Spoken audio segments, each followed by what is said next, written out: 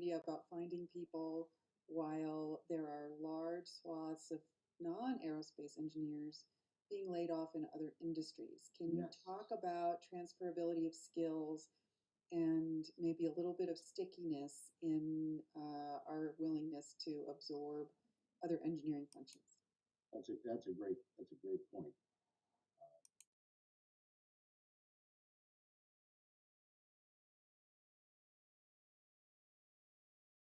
Posting, which is great. I think there needs to be that community. If we didn't have that, I think the industry would be far more fragmented and disconnected in terms of relationships and knowing what's going on. But when you get to this issue of transferability, you know, engineers and the process of understanding engineering is at its base level very common fundamentals of science, physics. It's all there. It's then applied with a specialization as you move up the engineering categories or disciplines. And I think it's not a big leap to have someone with transferable skills. And I think if you spoke to the engineers that are looking, they'd tell you that, you know what, give me a few months and I'll have this figured out. I'll pick it up. What do I need to learn that I don't already have? And there's so much similarity in a lot of what we're doing. Software engineering, fine, we're solving different problems, but there's a core to software engineering that's a common denominator. Um, you look at mechanical engineering, again, the problems and the challenges may be different. It may be about spacecraft versus, automotive, rocket engines versus airplane engines, things of that nature. So I think you have to be willing to stretch. You may find people who would come in potentially at a more favorable compensation level if given the opportunity to learn a new skill set. But at the same time, if they've got 20 years of experience in the aircraft industry, they know about precision. They know about no errors. They know about high quality standards, and they're very smart people. So there's no reason that they can't be transferred to the space industry. Are the recruiters getting that message? Who's educating the recruiters on this topic? Well, I don't know that they are because I think they're coming around to it, but I think Yeah. the recruiters are so focused on what's in front of them today. Yep. And they're They're saying, like a public okay, company. yeah, let me help you tear somebody away from another space company. And the Yeah. last thing we need for the good of our whole ecosystem is to have new space companies stealing each other's talent. And we all know, SpaceX has been recently notorious at this, where I talked to some people who with great new companies where they've had key people picked off at prices that are well above market or what they were currently being paid. And I think SpaceX is not a market, right? They just keep right. pumping money into whatever it takes. I want something, I throw money at it. And that's always been the difficulty in any industry where you've got the 900-pound gorillas and then you've got everybody else. They can have what they want, if you will. But this is why it becomes important on the retention side to have a culture and to have an environment that people would rather work in and stay and see a future. And things like personal and professional development, education, letting them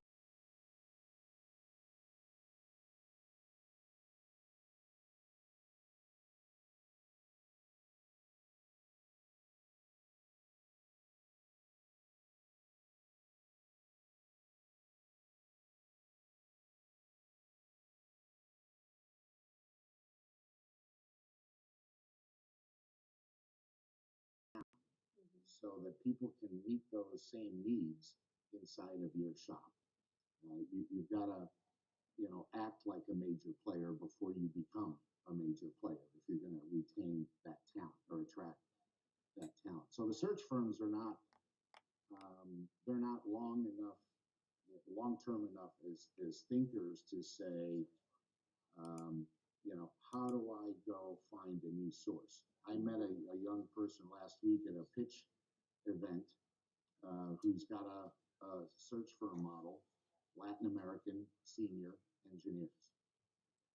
Okay, as an example, Yeah. 5 years minimum experience, English speaking.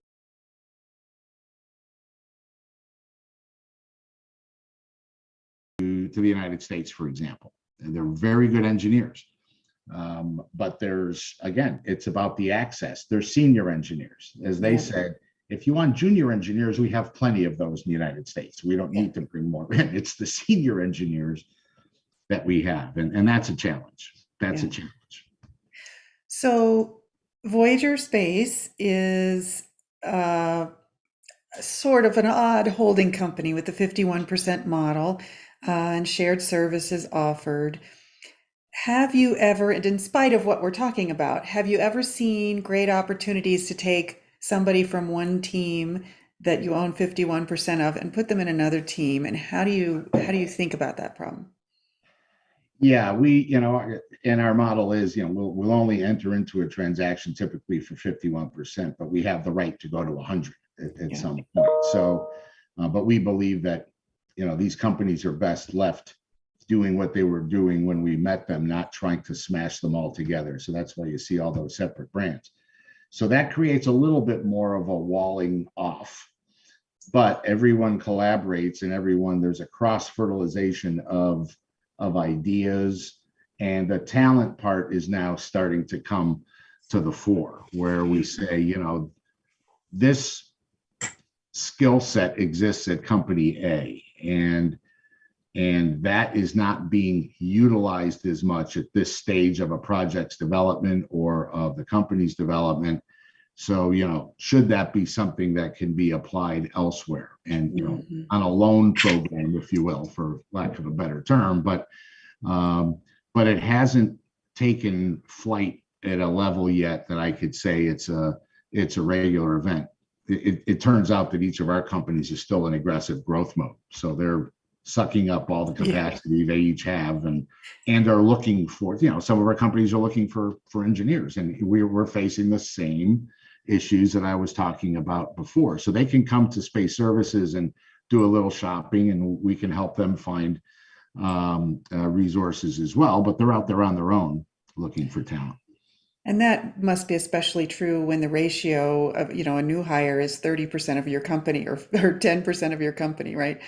Talk about for sure engineering technicians and support and administrative assistants. I've noticed in my career that technical industries, I think, need a higher ratio of engineers and scientists to support roles than they really do. And so the companies overspend on having a team of 6 engineers and 1 support person, or 5 scientists and 1 support person, when in fact, much of that work in QCing the database that you're going to work with and pulling data in, do these companies really need that many engineers, or could some of those roles be filled better by support roles? Another great point, Lee. It's when companies are founded, you tend to hire in your image, or you hire what you know best. Yeah. And this is no different than the challenge of brilliant engineers starting companies and having to realize at some point, maybe I need a partner at the top of the company who's a business person, as an example. Let me go hire a chairman or a CEO as a partner who knows how to build a business, so I can focus on my dream, my technology. We see that a lot, and it happens. It just usually happens later. On the administrative side, there's, again, this notion of, if I have more engineers, I can get more stuff done. But I've seen some recent surveys, the bottlenecks that take place at engineering firms, because now it's like, okay, well, what do we do with this stuff? How do we turn this into our presentation deck? How do we turn this into something we can go out and sell? I have to go speak to investors, and I think my presentation's great because I made it and I know all this stuff. And then, as any of you know who have met with investors, they glaze over because they don't understand a word you're saying. and they have egos too. So their attitude is, well, if I don't understand, I'm just not going to do anything. I'll say thank you very much, and I'll never hear from you again. So there's this need to have the right support team. There's a need to have that. And some of this can be handled with software as well as other people. There's great software out there that can allow somebody to, develop a presentation and translate engineering into, business development speak and make it more interactive. But yes, there should be a proper ratio, and it's not, hire one and then just go hire a bunch of technical people from that point forward until something breaks or that person quits. Right. You have to maintain a model that says for every X number of technical people, I'm going to add one support, and stick to that model so that you scale the business properly. Because if you fall behind and lose 6 months, that may be the difference between running out of capital and not convincing your investors to put up more because you haven't hit those milestones. This And is where it then, comes home to roost. yeah, and then morale is affected, and those engineers that you've tried so hard to keep will fly the coop. And that's one thing you don't want to have out there, because it is a small community. You don't want to lose somebody because they didn't feel like there was support, or, it's great technology, or the founder's a really great person, but, it's not being run like a business. And once they tell that to one person or another person, you don't want that reputation, if you will, in that local marketplace, because it'll be harder to hire people. Yeah, yeah. These are the realities. This is not a build it and they will come industry, as I think many founders have realized. This is when Not enough founders have realized. when I talk to AFRL, we spend a lot of time with them and SpaceWorks and the Space Force guys, and their attitude is we give out all this money, SBIRs galore. There's a lot of funding, but they can't do business with most of those companies because they're not legitimate businesses when the technology's ready. They look behind the wall and the curtain and they say, there's no real company here we can transact with, that we can do a contract with. And the big push is, how do you get these companies better developed? Accelerators and incubators have not done as good a job consistently at this as they have promised to. And we're actually working with AFRL on some kind of a new program to carry companies across the valley of death, as they like to term it.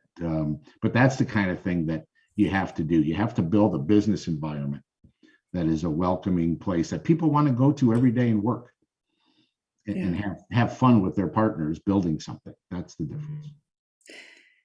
One last question. You've obviously worked for some very large companies, and then started up your own small companies. Talk a little bit about why the big company lessons are still valuable and relevant for startups. Well, I think large companies have made many, many mistakes. And so they're good to go to school on. You can learn a lot. They've made the mistakes. They can afford best practices. They can afford to spend money on the right solutions. And so you can look at them as telling you how to do things, as well as how not to do things. And so you have to look at that and say, all right, how do I translate that down to my level for my business? What can I do to create that same culture, to create that same environment where people want to come here? How do I solve those issues? How do I make sure that I have really competitive benefits and other things in place to help people? Maybe it's, I've got to deal with a local university where I can help people get additional courses. Maybe I'll give them a little bit to put towards a course if they finish it. Things like that can help you really attract people, but you have to know what motivates them. You have to know what each of your people finds valuable. That's the most important thing. Dan, thank you so much for joining us. My pleasure. It was really fun talking with you. Thank you. All right, our next speaker is Laura Forzig for our special segment, What's Going On? Ms. Forzig is the owner of space consulting firm Astralytical, specializing in space science, industry, and policy, offering space career coaching services and publishing industry reports. She serves as an advisor for Cislunar Space Development Company and For All Moonkind, and she is the VP of Research and Analytics for the Beyond Earth Institute. She serves as a mentor for the Brooke Owens Fellowship Program, and she is a NASA subject matter expert for planetary science missions. She has published 2 books, Rise of the Space Age Millennials and the new book, Becoming Off-Worldly, both available. On.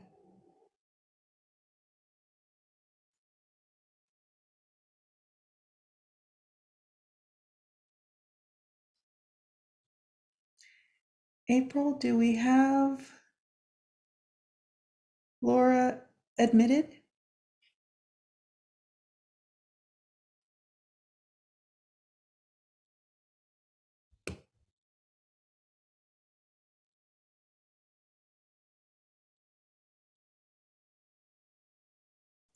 Well, we don't quite have anyone quite ready. But that discussion really was interesting with Dan. I don't know, Dan, if you want to hop back on, I have some additional questions I could ask. Sure. Hi, sorry about that. I was hoping to, yeah, we do some stuff with Laura. I was hoping to see Laura too. Oh, I know. She does a great segment. She is wonderful. She's wonderful. Yeah, there are some great videos of her prior segments on our YouTube channel. I bet.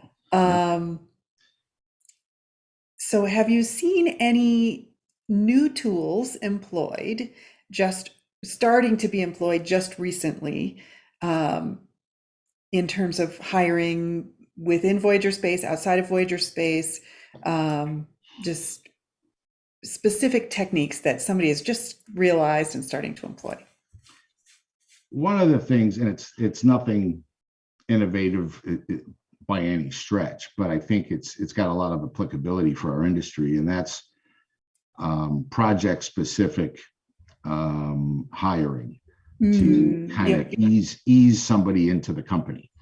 When you're a new company and you don't have a lot of money to spend, and one position is key, and you'd love to hire a Swiss Army knife engineer who can do 5 different things, but your small companies have their own culture, and it's pretty thick when you have a few people, and so somebody fitting in, if they don't, really stands out. It's not like you've got hundreds or thousands of people and someone just kind of gets sucked into the culture and you never hear from them again. This is a big deal, hiring somebody, especially your first 5 or 10 people beyond the founders. And so bringing somebody in and saying, listen, let's do a contract. I've got work that I think should take about 6 months.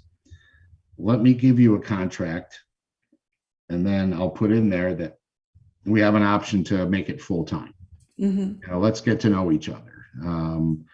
And I think that's a key thing. The other thing is, if you're going to use a search firm, though, that approach doesn't work unless it's a contract search firm, and the prices are very expensive for that stuff. The hourly rates are nuts. But at the same time, on the flip side, if you're using a search firm, you're going to pay 20 to 25% of the first year compensation as a search fee. And so, that's a big commitment. And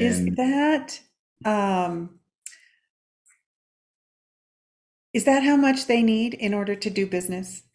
Or is that a high rate? How much room is there? I think it's, I think all search firm, and this goes across the industry, it's pretty high. Yeah. And even if you're in the high teens, it's a matter of, then what are they doing for you? Now, if you have a search firm that says, yes, I'm going to charge you 20% and I'm going to deliver you a stack of resumes. Tell me who you want to meet and I'll set up interviews. They're being overpaid. Yeah. If they're going to do a lot of the legwork that you would normally have to do, if they have recruiters who understand the business and who can sift through a pile and bring you a short list of the best 3 or 4, then they've taken time off your hands, and it's up to you to determine what your time is worth. But I would suggest it's worth a lot if it means you're working on your technology and not reading resumes. And so then you can start to say, you know what, I'd rather not do this. It's worth it for me to have somebody do it for me. So, that's where you can start to make the trade-off. I don't see enough pressure on rates because none of them is willing to lead with pricing. Yep. None of them are willing to say, hey, I'm going to be the 10 percenter and I'm going to grab all the business. Because they sit around the table and say, how stupid are we to give up 10% of revenue Yeah. just The by seller's market. first? Huh? That's right. Yeah. So it's a real tough one. That's why getting creative, things like social media are okay, but you have to be careful. You have to have a vetting process. Mhm. You have to have an ability to do a technical assessment of these people when you're starting to interview them, because you've got to make sure the resumes are wonderful, but everybody looks good on paper. Everything looks good on paper. You've got to really make sure they can give you specifics that give you the comfort level that they know how to do what they say they can do. Yeah. And that's a whole process of teaching CEOs how to interview and what questions to ask and not ask, and all those things it's a science in and of itself, and it's a lot of fun, but you'd be surprised how bad most of us are at interviewing people. Yeah, that's another big company lesson that I think is really relevant, that you learn a lot about the HR processes, and those things aren't always transparent. So HR is as much a legal department now as it yeah, is yeah, a human resources and capital yeah, department. Once upon a time, it wasn't so much that, but labor laws and state laws and everything else being what they are, that's an area that you don't want to do it yourself on that. yeah. Talk a little bit about, we kind of touched a little bit on the insularity of the industry. When people find that good engineer, who's an aerospace engineer, senior person, right, ready to go, do you see a resistance even at that level of expertise to look outside the industry for technologies that already may exist? What are some Yeah. opportunities there? Yeah, there's going to be that resistance simply because, well, I've got somebody right here who has much of what I need, or all of what I need, and comes from a very closely related industry or the same industry.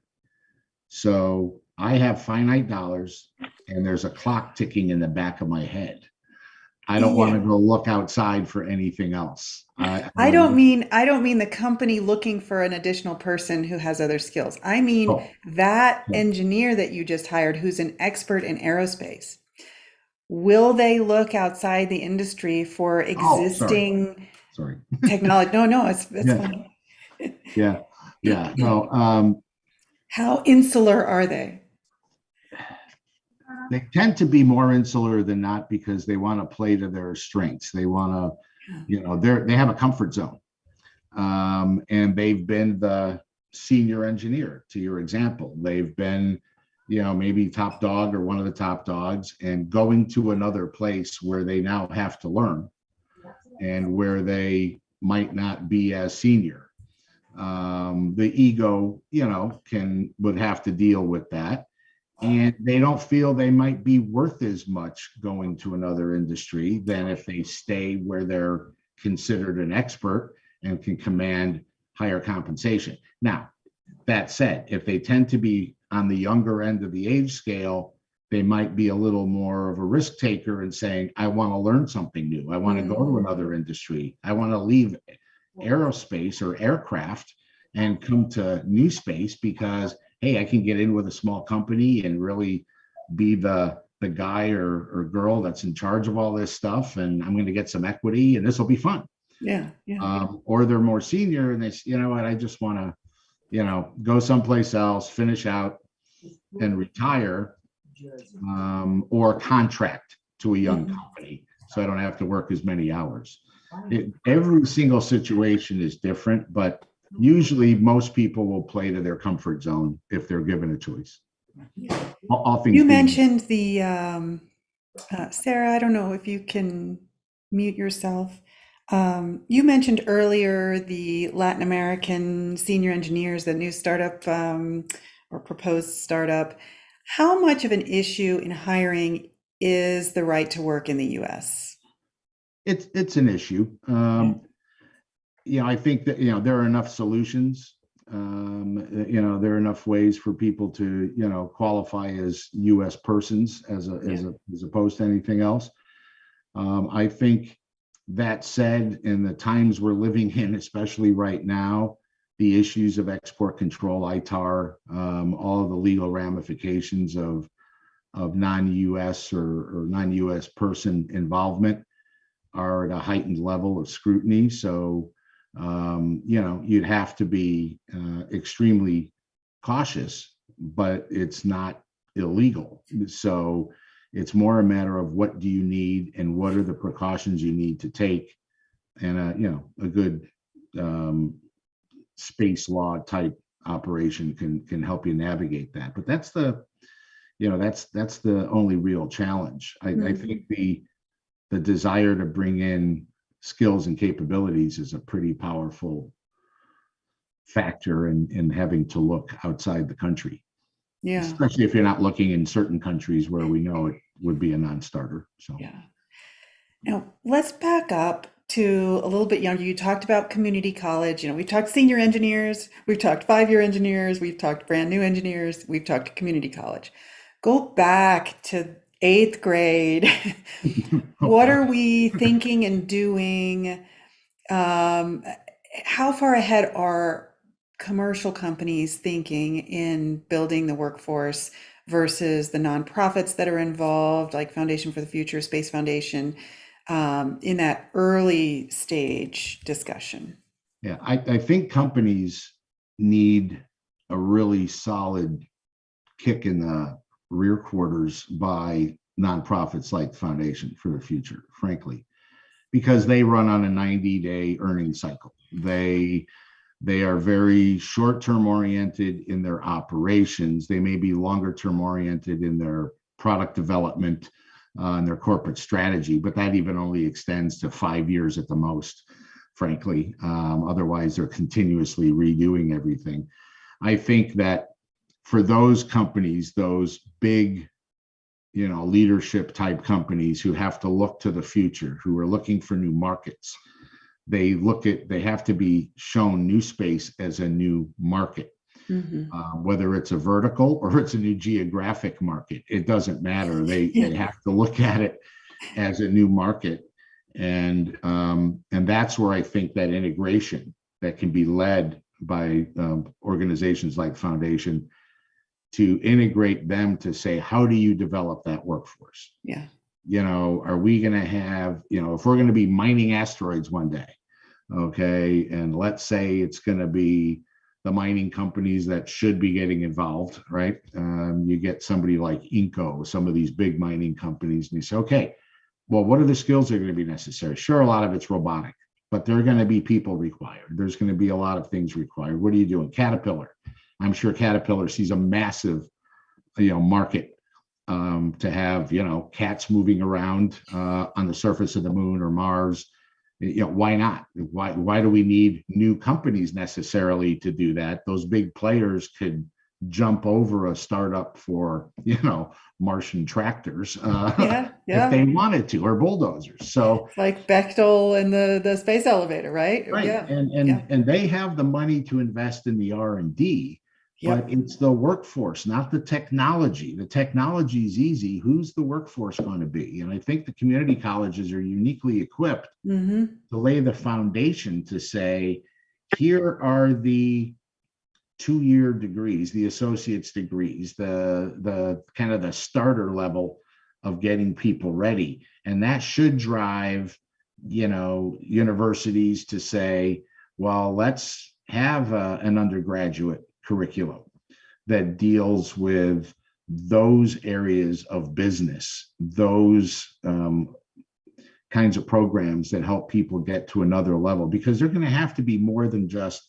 physically capable of operating technology. They're going to have to know a lot of other things to work off the planet than just basics. And so there's a very full curriculum that could be developed for that. But it's got to start right where Foundation for the Future is, Yeah. which is alerting people and, more importantly, connecting Hmm. people. There's community colleges in New Mexico that have great programs for certain skills that are required for new space, and then there are community colleges in Texas that have great programs for other skills. Yeah. Well, they should all be working together. They should be cross-selling their curriculum to each other. There should be a national network of educational programs, because we all have become pretty good at virtual everything in the last couple of years. Well, then use that to say to people, I'm taking a course here. I'm taking courses at two different ends of the country at the same time, because I want to be part of that skilled workforce that'll start here on Earth working on these things. Yeah. But some of them will move off the planet. Yeah. Amazing. Go back a little bit to the core of what you do. So you're in shared services. We have a question in the chat about what about non-engineers and scientists, right? So talk about the shared services market, how that's growing, that business person, that admin assistant, that whatever other functions are needed. Just go into a little more depth on that for us. Yeah, sure. The purpose, the reason VSS exists is because we recognize that these newer companies, and even many mature companies, the maturity defined as technology's readiness to be deployed, Yep. and not just headcount, if you will, or utilization, but If only headcount would just make a company. only headcount would fix everything. For some companies, unfortunately, they think it's just throw people at it, and it definitely isn't. It's a good way to burn your capital pretty fast if you're not smart about it. But we recognize the need for a lot of these newer companies to not get distracted with all of these other capabilities that any company needs. Getting all of your legal ironed out and making sure you're compliant, making sure your accounting's compliant, making sure you have benefits that a company of 2 people or 200 people can use, all of which is, quote, priced for new space, priced for companies that are cash challenged, because we all know cash is king with a newer company, and technical services. And I'm building technology, but I don't have my ability to do testing. I don't have testing equipment. I need to find the testing capability. I need to find engineering services. I need, go down the list. I need PR. I'm in a position to start telling my story. I need public relations. I need my website rebuilt. Past the landing page I built the first weekend I had the idea for the business. And so all of those services, right up to I need to get to TRL 10 for my hardware. I need to find a launch. I need to get a ride to get up there to get my testing done. I need insurance for my hardware. That's a big one that people don't think about in this business until the last minute, and then they pass out when they see what it can cost. Yeah. For surety bonds and for insurance. So we decided, let's build a platform that will do all that. And staffing is one of those capabilities where we say, what do you need? Yeah. And that's really more the way it works. It's like, here's what I need. All right, we'll find it. Go back to work. That's kind of the value proposition. And I think companies that do that appreciate the fact that they don't have to go through the process. These people have been vetted. We've done the due diligence and all that stuff. It's a tricky process because you can't scale it on a mass production basis because every company's needs are unique. But the good news is we really get a great sense of what's happening. We also say to our customers, if you have a technology that you want to put out there, that you want to sell, that you want the world to see, you can also throw that on the platform. So we provide an ecosystem. Okay. You talked about AFRL and Space Force and DoD, DoD wanting things now that aren't ready for now. Do the government contracts that these startups win, whether it's SBIR or SBIRS or SpaceWorks, Orbital Prime, whatever it may be, do they include enough funding for the overhead on the shared services? Or is that something that's sort of missing and that they're perpetuating their own problem by not funding what would make them a business? Yeah, well, this is a big hot topic. I'm glad you raised it because they're not happy with the results of a lot of the accelerators and incubators, as I said before, that they have been funding. Nor is the CIBR organization thrilled with the results because they're funding the technology. They know nothing about the business end. They admit that. And so they see companies come to them at the end of a year or two with technology, and then they say, I can't do a contract with you. There's no business back there. I don't know if you're going to make it for 6 months. Yeah. And so when one of the generals made the comment that all we're doing is accelerating companies into the valley of death. Yeah.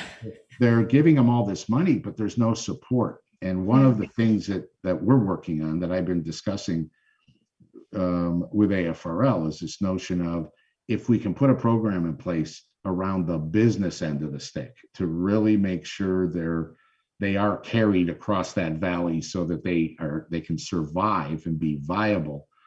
It has to include grant programs for things like services and testing.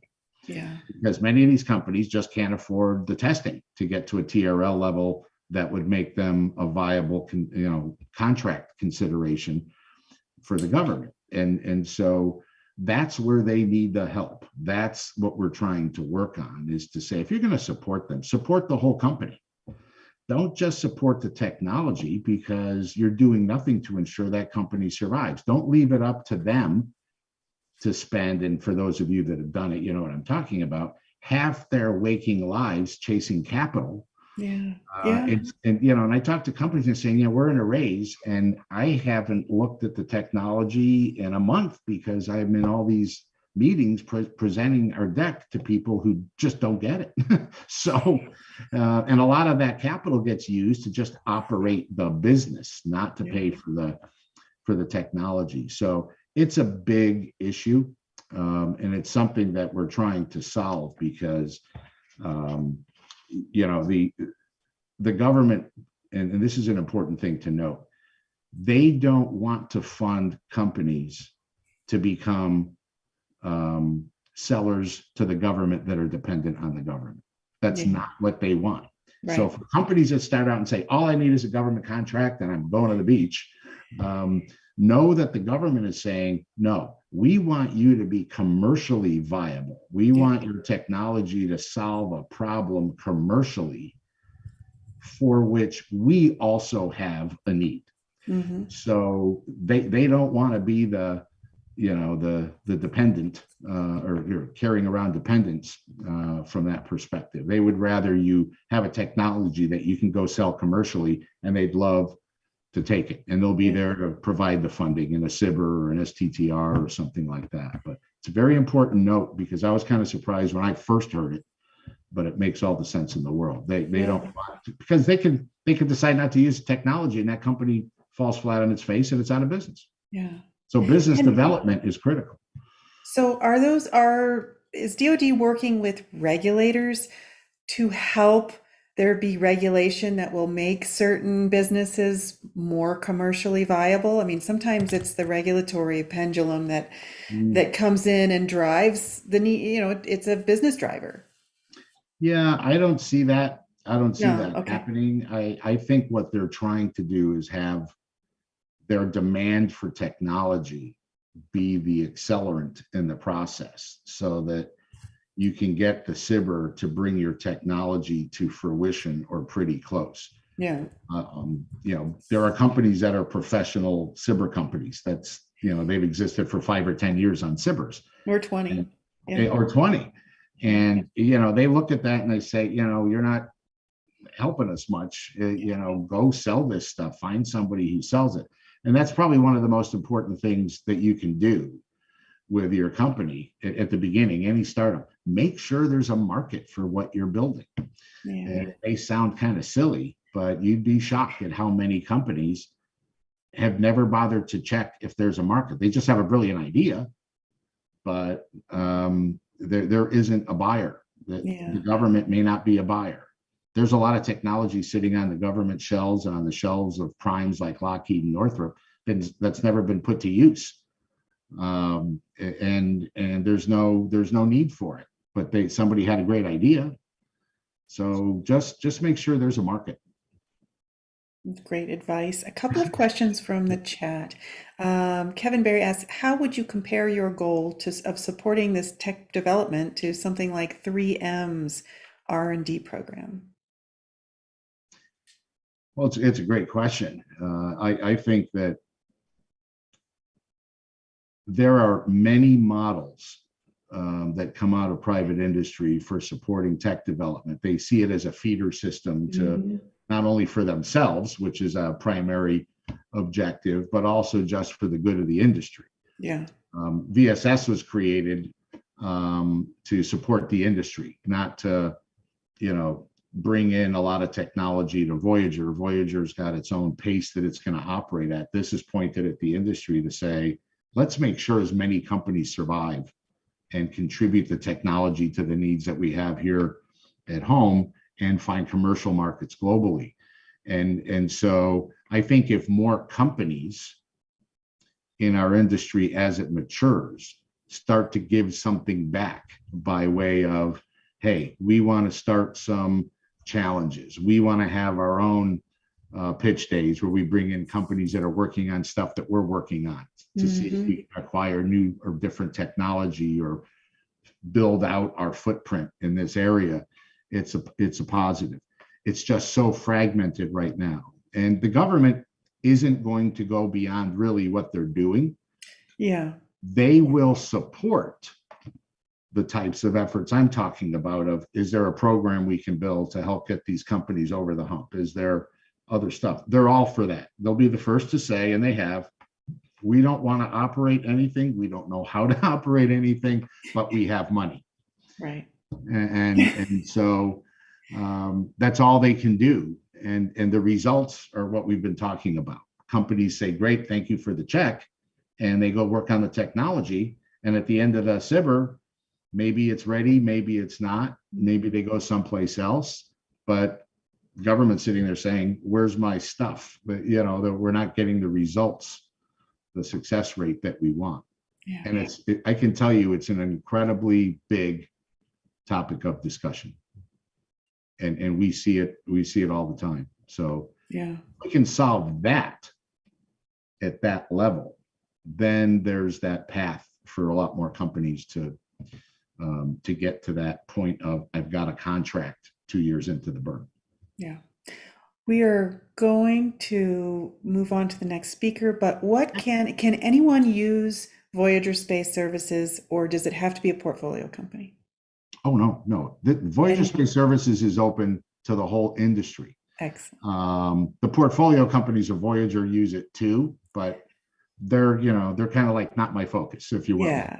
Don't tell them I said that. But no, this is for the whole industry. That's exactly what it's for. And if you go there and look, you'll see a number of companies that you already know that are there. So thank you so much, It's been a Dan. pleasure. Really appreciate the extended visit. It No was problem. very fun. Thanks very much.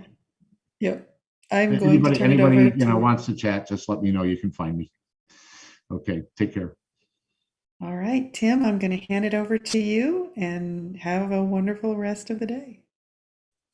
Thanks, Lee.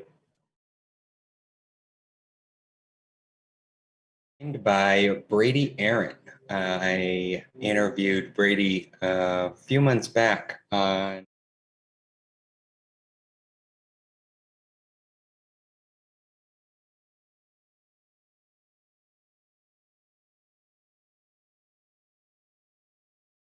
bending metal in his brain and has forgotten it than I will ever learn. And so it's fascinating to hear what he does, how he got to where he was, the process by which he trains and develops the next generation. And so I'm excited to hear more about that.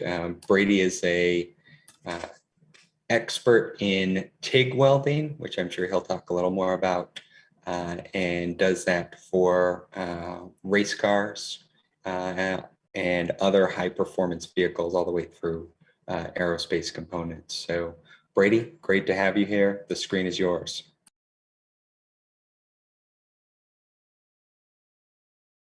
Oh, you're on mute.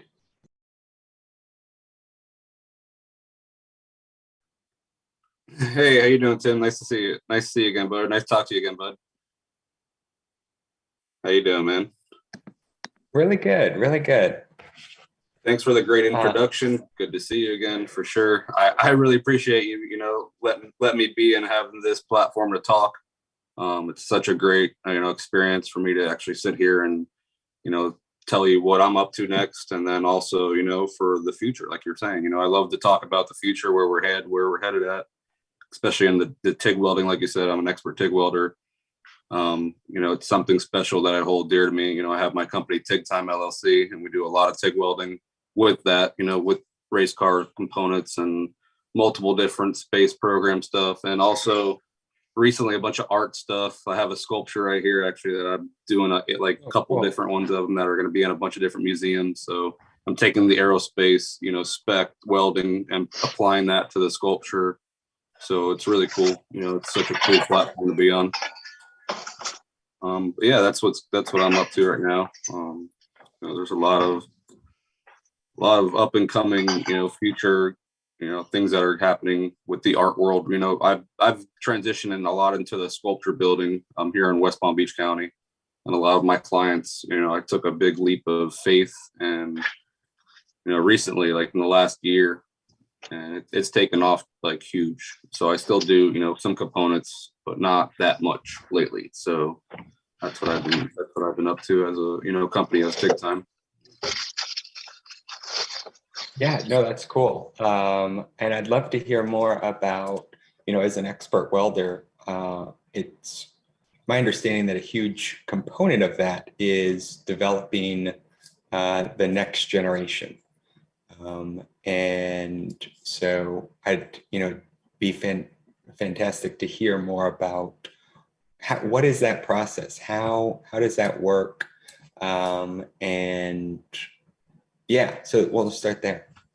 All right, cool. So in my opinion, for the next generation to come forward and actually become welders, we have to really implement this back into high schools. We have to put shop class back in, put welding, start there on a small scale level, open more trade schools, do something in that nature to really go forward. For myself, I travel, I help people learn how to TIG weld. So that's one passion that I have in mind, to teach them, the welding academy, there's so much to say about, not enough, there's not enough welders out there. There's not enough people that are, doing metal work or shaping. A lot of it's been like into the robotics, and a lot of stuff has changed, but even people to operate that, there needs to be more of that. There's a whole generation of engineers, but there's not a whole generations of people like myself that actually build it with my hands, with our hands, and at the end of the day, get our hands dirty and really still benefit,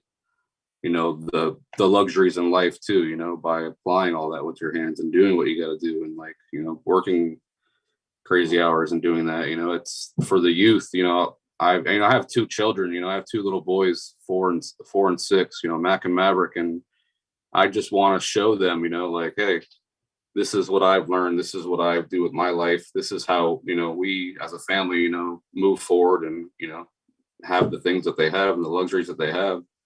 And just to know, that with your hands and with your skill sets, as being a tradesman, / welder, there's so much that you can do with that. So, by being into the world of the trades, by doing, welding specifically, I think it's such a good, awesome platform to be on for myself, to teach people that, hey, you can take these two pieces of metal and, literally take this and weld this to this and create something with it. Either it's going down the road at 100+ miles an hour, or at a racetrack, or, it goes. So if you look in the everyday world, there's so much between railings and construction, and, there's so much, the aerospace field, there's so much to say about that. There's so much that I want to, thanks for giving me the platform to actually speak about it. And because it is a big passion of mine, of trying to teach people how to hey, take your mind and build something and create something, and like not just,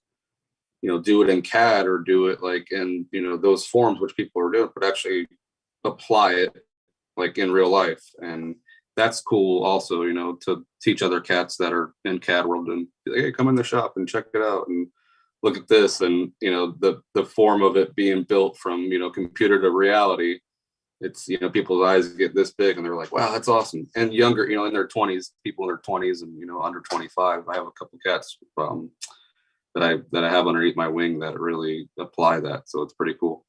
Such a cool experience to see. And I know, so I mean, I'm sure just about everybody on this call growing up at some point was exposed to Legos. And, nobody thinks, oh, I should go design a Lego set on a computer and, that's what I want to do for the rest of my life. When we're a kid, we're like, no, I want to get the biggest Lego set I can find and build it myself. And then as we grow, we sort of move into that phase where, oh, okay, it makes sense that I want to, as you said, go do the CAD modeling and start doing that design work rather than continuing to make things with our hands that, we did as a kid as part of our learning. And so what kind of people do you see there being, almost a category of people that want to continue that? They continue to cultivate that passion as they go through? Yeah, like here locally in West Palm Beach County, there's a state college that they have a development program that, they do a couple different it's a couple different aerospace programs, but specifically to be, 9001S2 certified, TIG welder, and then a couple different, specs and numbers that I don't even know off the top of my head. So they're teaching that, and to really see these people putting it into CAD, there's a lot of CAD drawing and a lot of people that are coming, 25 plus year old coming out of college, don't really know what to do. And I see them in the welding classes and it's like, hey, what do you do? Oh, I've been doing CAD. I've been doing this. I've been, designing stuff. And now I want to apply it. So it's cool. Like, it's really cool to see that here locally. I haven't traveled much and seen that in the last, 2.5 years, 3 years.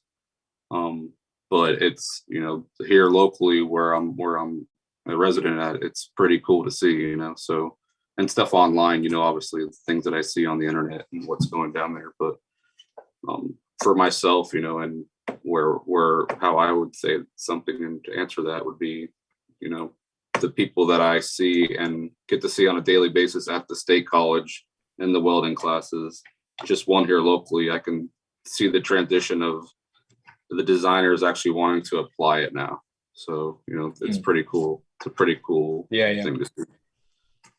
And is that normal now to be at a point where as a welder, maybe not starting out, but as you go through your career, you start to progress more and more into that where you're designing or participating in the design of those components? Yeah, I'm lucky and fortunate enough to be able to be right, and also have my company for the last, 7.5 years where I've hired, I'm not a designer by trade. I'm not, I'm a welder by trade, specified master TIG welder. So it's, for me to really get into the design concept. That's why I fell in love with the art and sculpturing, because I can really take an idea and be like, oh, here, boom, like make this. It's just such a cool experience, to really take off with that. And, for myself as a welder, it's such a cool thing to really want to design stuff and then apply it. Like not just take somebody else's idea and build it, or take the CAD and then the blueprint and build it, to create my own, product. And I have a couple different products that I've created of myself for like, the art world, where I keep referring back to the art world, but I really fell in love with it. So I got some really cool stuff that I've been building lately with it. And I got products and developments that I'm doing with, creating and shipping and those sides of things that will make everything a lot easier, with metal and little facets and components that are taking a lot of the crates together and applying, a piece of metal, a bent piece of metal into something and make it a lot, stronger and hold, and just simple things like that that can make a fortune, So I've gotten into that market. And then also just, trying to know my background, my background applying everything that I've done as a welder for 21 years. I'm not the smartest tool in the shed, but at the same time, my welding, concept and what I do is like phenomenal. So that speaks in the shop more than anything. That's why I've been able to like open my company and keep it going. So for example, like this sculpture right here, this is called the Sitting Lady, and it's like 167 pieces. It's all 316L stainless, but this is the model that I built. And then I'm building one in 8 foot, and then I have an order of 8 of them, and each one are selling for $250,000. So it's crazy. It's like the art world that I got into, and it's really cool components, but I'm back purging everything. So I'm applying all the stuff that it would take to make, or what you would do to apply, making 2 pieces of metal, like these form seams right here, all this is back purged with argon. So like all the weld seams are like perfect. So when I blend them and I polish them, like you can x-ray blend, dye test, you can do all that on just a small model. So I'm applying that to like sculpting now. So like not many people are doing that. Not many, I have all that background and doing like a lot of ballistic stuff, like metal, like missile stuff, and like the components to put that, Inconel, welding Inconels, and a lot of, 321s, and, a lot of titaniums. I'm well versed in that. So I'm just trying to apply all these skill techniques that I have. And that sculpture specifically it's a huge thing. So it's going to end up being in the Louvre for like 4 months, like displayed there. So it's a really big, it's a really big. Yeah, like I don't know anything about art. So when I was told that, I don't know what the play was. What's the Louvre? And I was like, dude, do you have any idea what? And I was like, no, I don't. So now I'm taking pride into that product that I'm building, which is, sculpture for another artist. And I've taken on multiple sculpting projects at this time with applying all these aerospace, techniques, and also welding techniques that I've learned through working at a couple different aerospace companies, and obviously myself and my company. But it's just such a cool thing as like just taking a step back. COVID really slowed a lot of things down for me. The manufacturing, I took a step back and more focused on my family and focused on my kids and stuff. So I didn't want to like, really get into, full, like back into work and shut everything down for myself, and my family. So it was good to have that moment in time. And then I've somehow fell into the art. And then now it's like such a big thing. I keep saying that, but it's so weird for me to actually be doing this and like making the sculpture, but the numbers and the figures attached to it are like, can't turn them down. So, as a business, you don't turn work down, but at that rate, and where it's heading to, it's such a good experience to be attached to. So, as we're evolving as, people, and where I'm at, I'm not, the last gentleman that was on here or talking prior to me, he sounded super smart and didn't, I don't know half the stuff he was talking about, but, in the labor field type of, to dumb it down a little bit and to be, on my level and like just build things with your hands and do stuff like, create things. I love to create things out of metal. And it's a big passion of mine. It's a huge thing that I love to, really be a part of. Yeah, so there was 2 things that you were talking about that I wanted to key in on. The first one was the money. So there's 2 sort of assumptions most people have about skilled labor. The first one being the money side, where go get a college degree, you're gonna make a lot more money that way. But you're talking about making this art, which you sort of fell into, and these are hundreds of thousands of dollars for the pieces of art. And even outside the art world, the demand for welders, I know when we talked last time, you just can't hire enough welders for some of these companies. That means the pay is really good. Like these kids coming out of technical school, I sound old, but they're making a good living wage doing this work, and you get to do something like you said that's creative. So do you have a message that you would want to say to these kids in high school about that, like about your experience and how that worked? Yeah, for sure. I was for myself, even I grew up in Miami, in like a, Miami area, not in the best neighborhood. I had kind of a rough childhood growing up, but got in a lot of trouble as a youth, and like, constantly, like I always did, stayed in trouble. So I couldn't hold a job. And then like, I fell into the welding, and I fell in love with the fact of, this right here can support anything that I ever need to do: buy a house, have the best cars, have this, it's simple, you don't have to have even, you don't have to have I didn't even graduate high school. So like, I got my GED, like in a delinquent program, you know what I mean? Like for real. Like, so where I've been at to where I've come, it's such a great experience to see, my story itself, to give, cats like myself that have the ups and downs and just constantly, can't see the end of the tunnel or something, or can't see the end of like light at the end of the tunnel.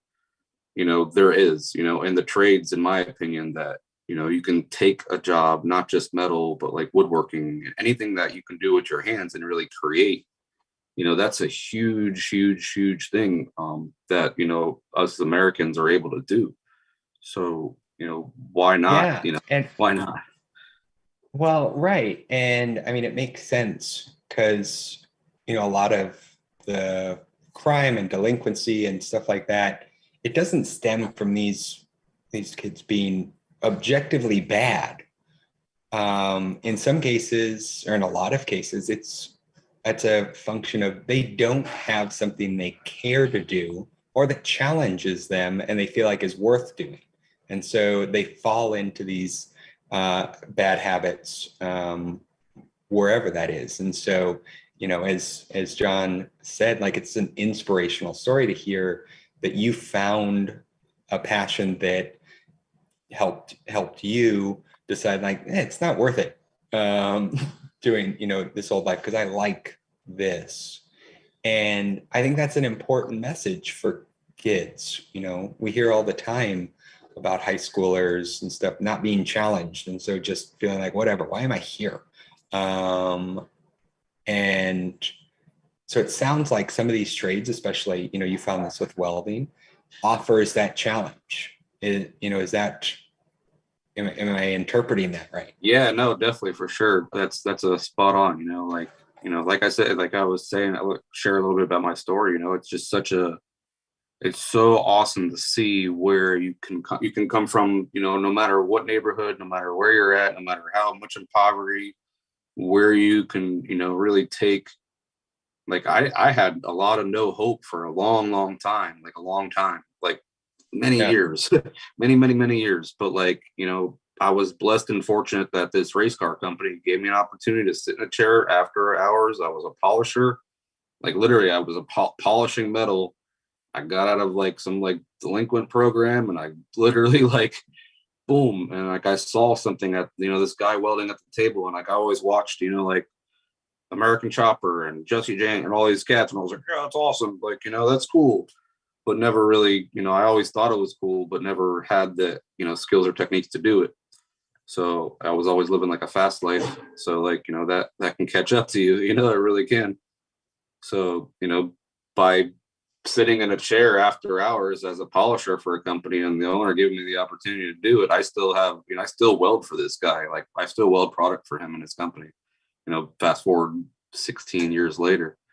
So it's such a cool experience to see, it's like, well, to actually no, 20, almost 21 years later. It's crazy. It's like, just to see how the progression of where I'm at, I'm going to be 38 here. So it's such a cool thing, and to give my story to younger people like myself, especially high schoolers, and like I keep, I'll say it again, I have two young children that need to see that, no matter what life I've created for them here, and this, right now, not in poverty, I live on the water, like I have a good existence, like, but to get to this point, you really have to bust your ass. It's not going to be handed to you. You know, it's not going to be, you know, it won't, it's not going to, it's going to be slow and steady. Like it really is. Like take it slow and steady. And like the outcome will be, you know, be something like my life, you know, and like the kids that have, you know, torment or been through, you know, hell and back, like my story alone will be like, dude, that guy actually like made it out of the ghetto and did, you know, did things for himself. And like, he's over there in West Palm Beach, you know, I'm 2 counties north of where I grew up, but that, you know, that distance and like, you know, just to know I can drive an hour away and still be like right back in it. And like, Yeah. just to see where I'm at from, you know, today compared to like 10 years ago, the welding and the trades that I've learned and what I've learned how to build with my hands and, you know, the hustle and the grind and like not stopping at any cost, like, you know, not having, you know, go being negative $900 in a bank account to start, you know, that's how I started like Tick Time. And then like, I was fortunate to like, you know, be able to like fall in, you know, my welding skill, people started going like, wow, that cat really knows how to weld. Oh, wow, that cat can weld titanium. Oh, wow, that cat can weld Inconel. Like, really? Like, so then I really started being taken seriously, but welded very good. Like, not just like sticking it, like actually IP, X-ray, you know, all the stuff that it takes to make them like the best of the best. I was doing that. So that it became a big passion of mine. So like to tell like a young cat, you know, like myself, you know, just if you ever did want to get into welding, I would take it seriously and like really put your head down and grind. And like, no matter what your background is, like do it, like, and then don't look back, you know? Right. No, and I mean, you know, you were saying about how, you know, it is a slow building process. And, you know, kids coming out of high school and college now, they consistently prioritize wanting a purpose, wanting to make something and be able to see the result. And, you know, that's one thing that's been fantastic to see as I've gone to different technical schools. You know, my dad used to weld, obviously not as good. You know, I've seen some of your welds. I'm like, oh my God, ours looked like it was a child with a crayon. But, you know, you get to see the result right away. It's not you're filing a report, maybe somebody reads it, something like that. You get to see what you do. You get to know, was this good? Was this bad? And every day that you're building, that you're talking about, you know, you get to see that being shaped in front of you. And so I imagine that's a really good feeling, a way to encourage yourself to keep going.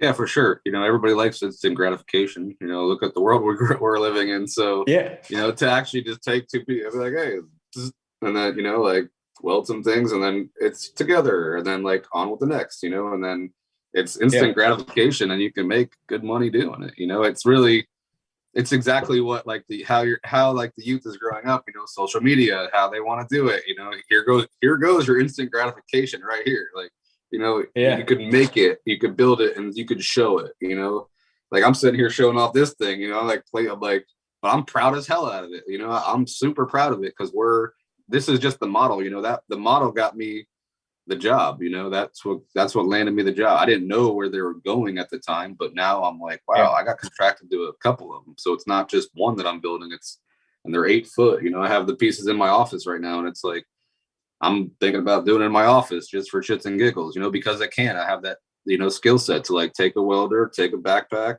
you know, set up a TIG welder. It's anywhere I go, as long as there's electricity. Even right now with the, you know, the way, you know, I have a Miller 211, I can plug it into a wall outlet at 15 amps and still get like 100 amp duty cycle, or get 100 amps and 10% duty cycle, but still be able to tack something together and like have it penetrate and like put it to, you know, a small little thing, take it back to the shop, fully welded out, you know? So it's pretty cool to like know that, you know, anywhere you go, you can always weld as long as you have power. A generator will power it, you know, and that right there in itself is such a cool thing to like show. You know, I have a 24-year-old kid that I'm working with that, you know, I see some things that I'm like, man, just like me. But like, you know, he has this awesome capability of 3D printing and CAD and like, you know, with the metal stuff, you know, he's helped me break down some of the CAD on the Sitting Lady, which is the sculpture behind me. And, you know, he really, you know, to show it in, you know, this form, it's blowing. He's like, man, oh, it's so, you know, to see his eyes light up every time that, you know, the CADs Yeah. that he did to really put it, not just to press play on a 3D printer and then it's printing it. It's actually like, that's a different story. It's cool. It's great. It's awesome. That's technology at its finest. But like to really break them down, take the you know, a sheet of 4x12 316L stainless marine grade, get it to the water jet. You know, the process of what it takes to actually get it done. Because you know, I don't have all this fancy machines in my shop. You know, I'm not gonna house that stuff. I go to a water jet guy. I get all the pieces. Like I use other companies to do the stuff that, you know, I don't have in my abilities. But to really break it down and to see what's going on and like how to apply every aspect of, you know, what I'm teaching and also what they're learning, it's such a cool experience.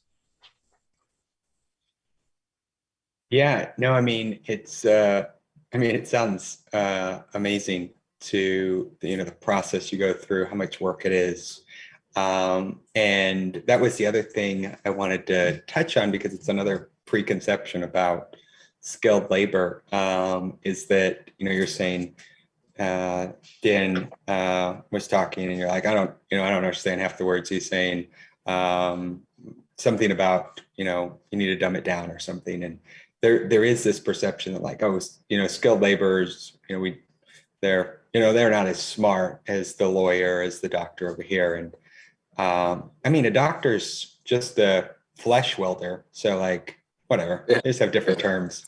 But, you know, the way you're talking and the way you're explaining this, I don't understand easily half the terms, but also like the amount of skill and learning and effort that goes into this is such that it's really, you know, not fair to categorize that as a, you know, a dumb profession or something that doesn't require intelligence, because it, as far as I can tell, requires a ton of it. No, for sure. Yeah, definitely. I say that in all, you know, in a jokingly way, because we're looked at like that. And a lot of, like we're looked at like that, but in reality, it's like a lot of people, you know, I've noticed that, you know, that being, in, you know, around this industry for such a, you know, decade and plus more. And then now when I'm talking, because I know what I'm talking about, people are like, you know, it depends. Like, you know, of course, being on a podcast, it's like a little bit uncomfortable when you're all like, looking into a phone. It's like, you know, you'll stutter and you don't know what to say. But at the same time, you know, it's like the little things, you know, it's the little things. So by saying that, you know, that guy was smarter than me, maybe in his field he just sounded technical. So like the technical side of stuff, you know, it's great. But like I love to really show a lot of the older generations, like, you know, or even younger people, like, oh, that guy's just a welder. He works with his hands. He's dirty. Come home dirty, and you know, no, like, yeah, come home dirty, but with the fat paychecks. You know, like, that's where, you know, like, no. Yeah, and I think the main idea behind the comment I was making is, you know, trying to make sure that the viewers, you know, as we share this with schools, like kids understand that, and, you know, we have a chance to fight that preconception. We're running to the end of time here, but Kevin Russell had a question. I wanted to give him a chance to ask it here. So can we get him unmuted so Kevin can ask it?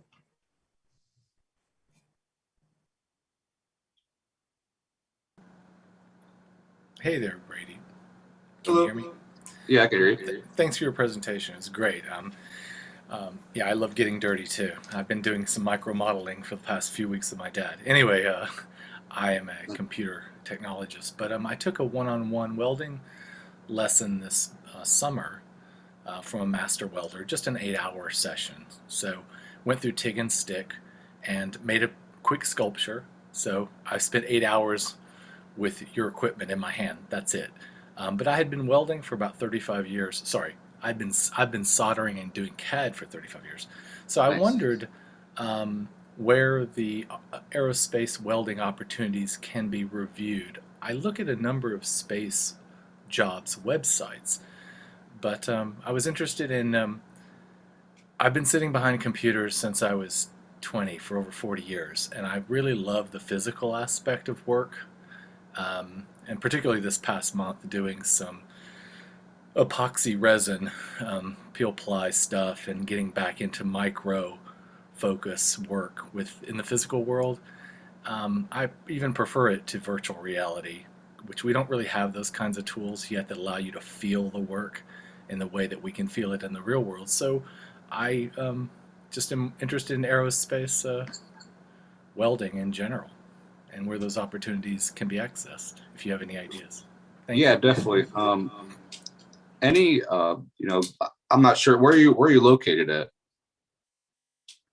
I am in the Research Triangle Park, Middle Central North Carolina. North Carolina. Okay. Um, I would look, at the Welding Academy, Welding Society Academy of America, and I would look, into the aerospace section. Go on, if you're really versed in the computers, browse that website. Also a couple different like big manufacturers. Even look, Tesla's always hiring for welders. They're always looking for welders. Tesla, SpaceX. There's multiple companies like that are hiring. The ads are out there. They're running. I see them. So if you're trying to get into, you have to have a lot of experience to really step into that platform. So, to take something to that level, hopefully, I don't know if there's a platform that you can step right into that and they're teaching, if you're doing just a class or, you have to go to some sort of program and do a year course and then be placed into that position. Yeah, I stepped out of that industry for a while, so. I did find that the welding certification requirements for aerospace are far above what I learned are basic requirements. The same exists in soldering.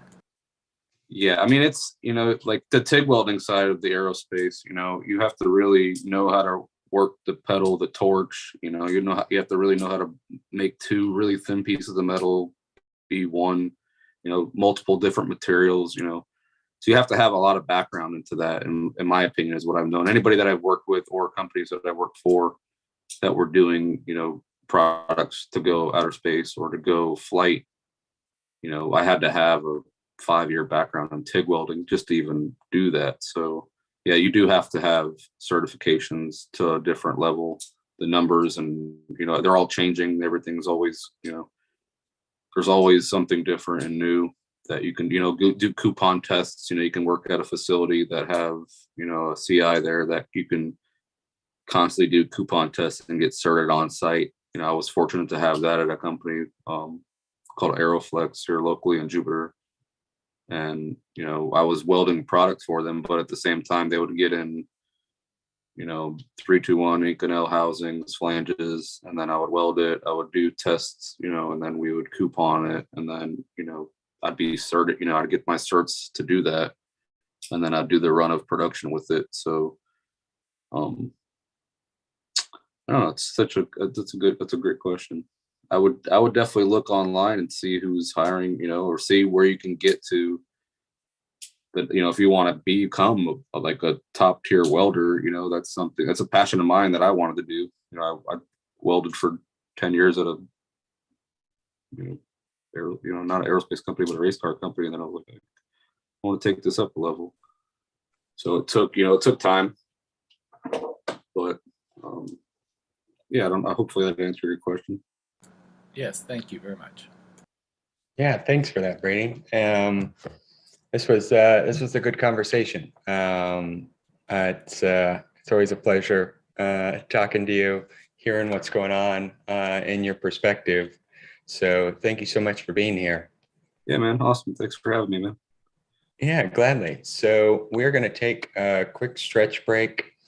So we'll be back in about 5 minutes, and then we're going to have John Weathersby, the founder and executive director of Stellar Modal Transportation Association, our co-host for this Conversations for the Future, come up and host the next couple speakers in their panel. So we'll take 5 and see you back here.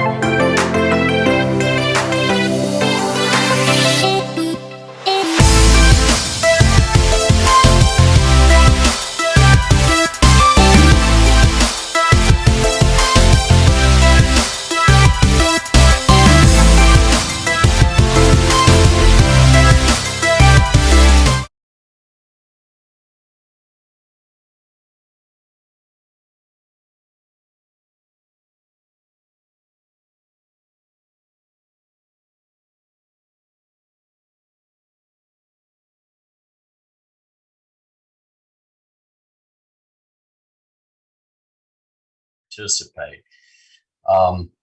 Stellar Modal is we're a trade association, kind of like Foundation for the Future. And one of the things that that's critical in this business is facilitation and collaboration. And again, I'd like to tip my hat to Tim and his team for all the great work they do, and for allowing an environment where other groups can work collaboratively, because this market is too big, and the lift is too heavy for one entity to do it together. So I'm very thankful that we've all established this relationship. A little background real quick on Stellar Modal. I've had a lot of people ask what the term is. I was doing a project with some folks within the Department of Defense, and it was working with the Port of Gulfport, Mississippi. And we were trying to get the port designated as a strategic seaport. And I learned probably more than ever wanted to about the term intermodal transportation. And intermodal just simply means moving equipment or anything, any type of package supply, using various forms of communication: ship, truck, train, air. And as I started getting involved in the commercial space industry, I looked and said, well, space is just the next logical step. And so we just kind of crafted the term Stellar Modal. So what we do is we think that this is just a continuation of a well-established market and systems that are already there. And I just can't. It's hard to express how excited I was listening to the talks this morning. Dan, loved what you said on so many parts, and Brady, I think you're just it's inspirational to see, that smart, motivated, determined people in our society can just knock it out of the park if they put their shoulder to the wheel. So congratulations. All right. So one other thing about Stellar Modal is that when we started looking at the marketplace, and Dan alluded this earlier too, about Moore's bell curve, and basically there's a section at the very early stage. It's called the what is it? The Valley of Death. The marketplace, the commercial space marketplace, is very young. And you've got a lot of really smart people that are out there, and they're really excited about it. And they are throwing a lot of great ideas at the wall. And some of them are sticking, but a lot of them simply aren't going to stick because there's no market for it. You can have the greatest idea in the whole wide world, but if you don't have an audience, if you don't have a product, you don't have people that'll pay for it, then it's just that. And hey, Les. and so we started looking at the marketplace, and we said, okay, from our perspective, we want to focus on three very fundamental elements, and that is infrastructure, transportation, and supply chain. And while we as an organization can't fix it, what we can do is we can help stimulate thought and discussion, and hopefully put elements together that can help coalesce and move the development process of the market itself along just a little quicker. So in that, we see workforce as being the lifeblood for any part of an infrastructure element. It's the lifeblood and the sinew. It holds it together. And it reminds me of a joke somebody told me one time, said, what are astronauts and Batman have in common? Well, obviously everybody wants to be Batman. Everybody wants to be an astronaut. Astronauts nowadays are they're the pop stars. But how many people does it take to put someone in orbit or farther and bring them back safely? Or for mechanical research or development missions, all that. So the foundation, the number, the variety of people and elements and technologies and ideas that it takes to accomplish this mission today and in the future is so diverse and so broad. And a lot of times people get lost in chasing rabbits. And right now, the stage of the marketplace, it's full of engineers because engineers are approaching. They're trying to solve problems that are technical, mechanical, and so it a lot of times the folks like the welders, like the trades, like the administrative, like the support elements, they get overlooked, and that's going to be the next real growth in this marketplace. All right, enough about that. We've got two really cool folks that are going to participate. The first one is Christina Minard, and she is from Huntsville.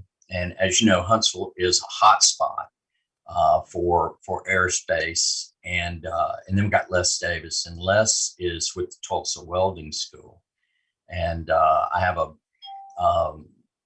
a soft spot in my heart for Tulsa because I've got 3 kids in college right now. And one of them came to me right out of high school, right when he graduated high school early. And he said, "Dad, I don't want to do the traditional college route. I want to get my welding certification." And I was absolutely thrilled because I figured the worst case scenario, the kid's going to know a trade and he's going to have the opportunity or a fantastic hobby, and I'm very hands-on myself. So I love it. And he won't let me play with any of the tools or anything, but he says I'll break it or hurt myself. It's probably true, but it's a lot of fun to think about. All right, what I want to do is start off with Christina. And Christina, I'd like for you to.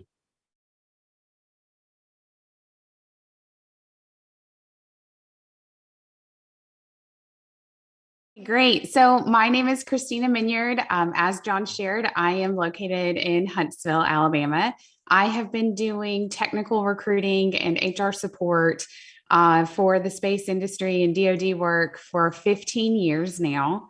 Right now, I'm actually running my own business doing recruiting consulting to help companies build a better recruiting strategy as the labor market changes rapidly, how companies can adapt and be competitive for talent. Okay, so like I said, talk about Huntsville a little bit, because Huntsville is unique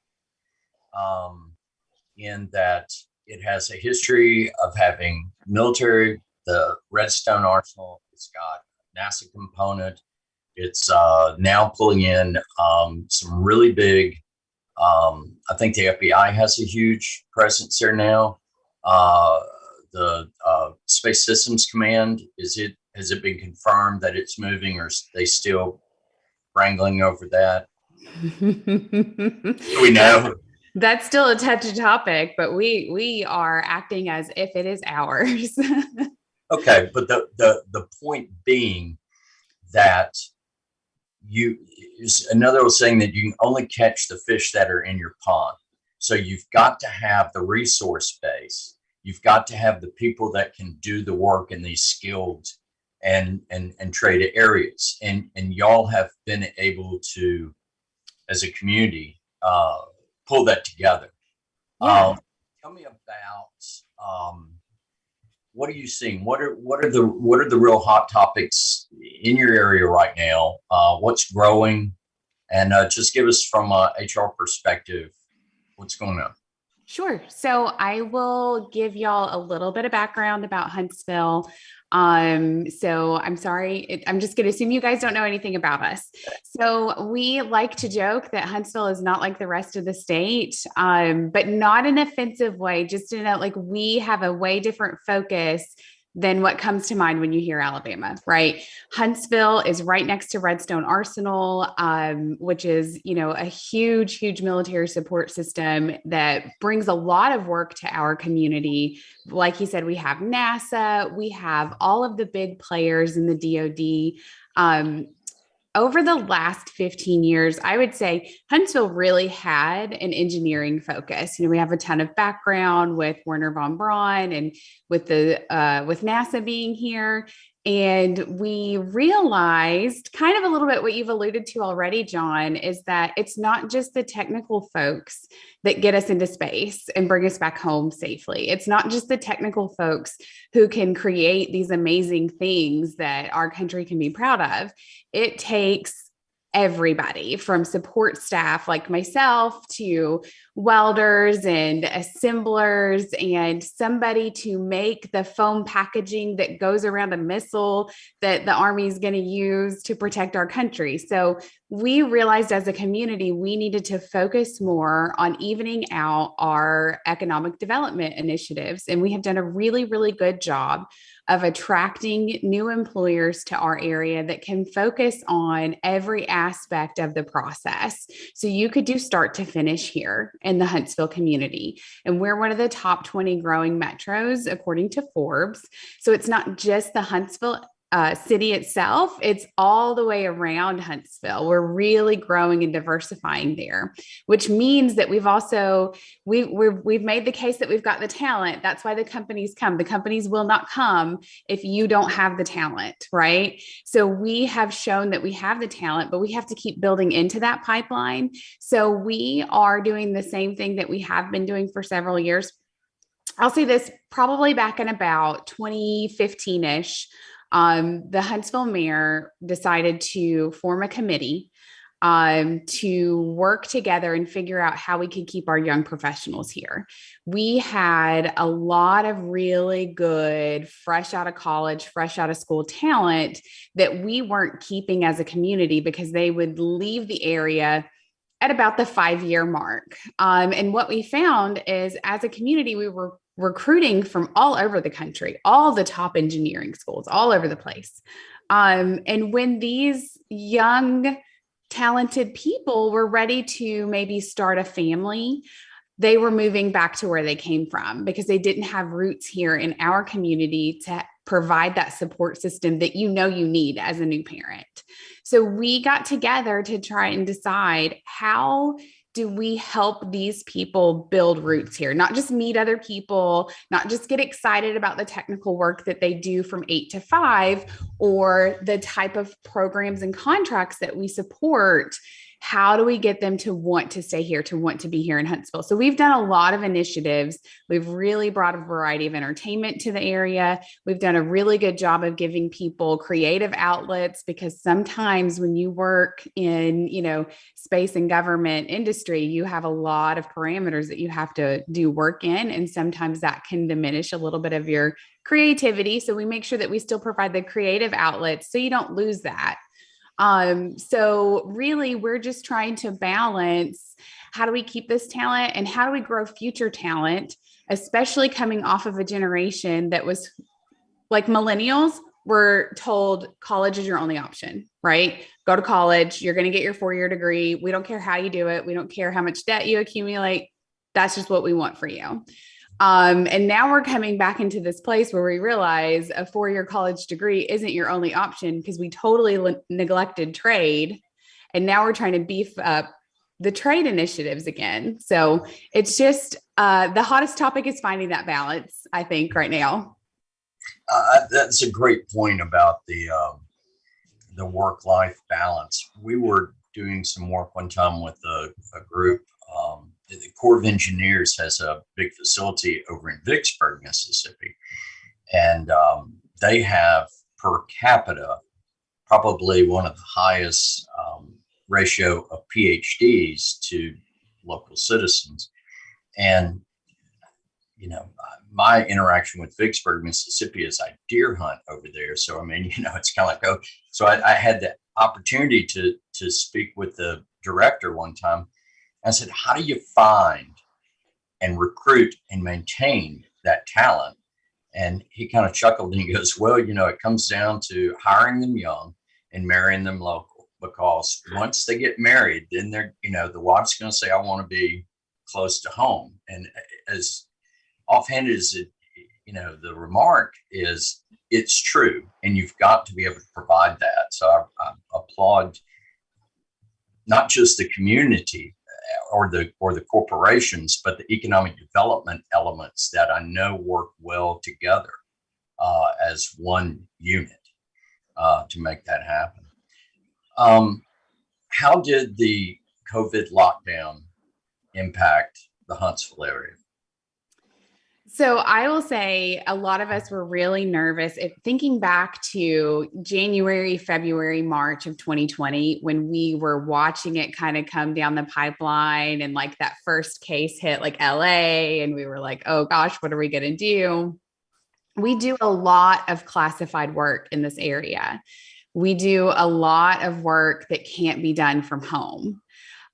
So we were really nervous about making that transition to a remote work life to keep everybody safe and healthy when we knew very little about the virus, right? And so it really strained the productivity that Huntsville is used to.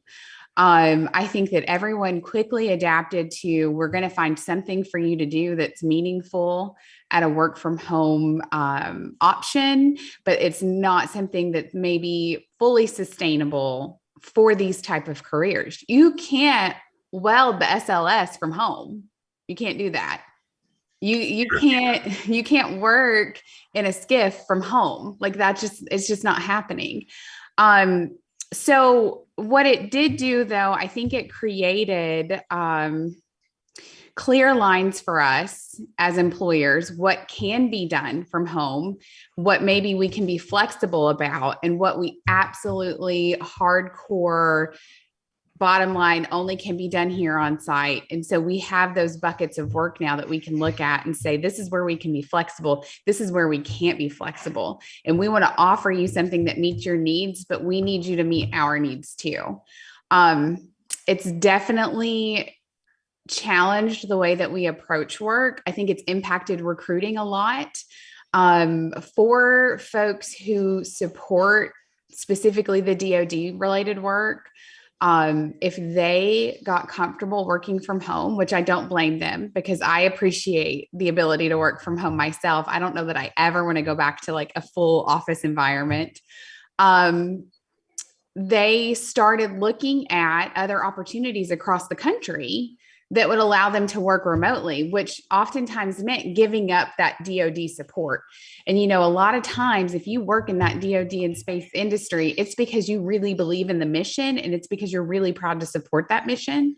So they had to make some hard decisions about what their values and motivators are and how they're going to be a part of that market. So we do have a population of people who are considering leaving this entire market just to have a tech job that they can work remotely at. It has also made people, I've read a lot of research about, how this has like impacted our brains and how we behave as humans. And turns out that our brains were not built for this much uncertainty.